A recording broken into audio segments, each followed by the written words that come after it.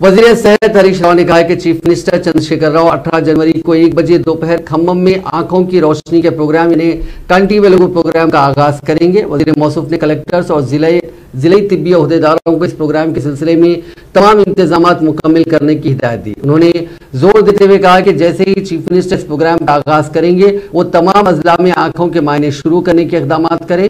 अवामी नुमाइंदे और जिले सतह के जिम्मेदारान मुख्तलिफ इलाकों में शुरू किए जाने वाले आंखों की रोशनी के प्रोग्रामों में शिरकत के लिए सरगर्मियां शुरू कर दें। तमाम बुनियादी मराकिज़ सेहत में आंखों के मायने, ऐनकें और दवाएं दस्तियाब करवाने का काम किया जाए। उन्होंने वाज़ेह किया कि अगर इसमें कोई मुश्किल पेश आती है तो फौरी तौर पर कमिश्नर खानदानी बहबूद श्वेता मोहंती को इत्तला दें। जिले सतह के अहदेदारों के साथ व्हाट्सएप ग्रुप्स बनाए जाएं और तालमेल के साथ काम करें।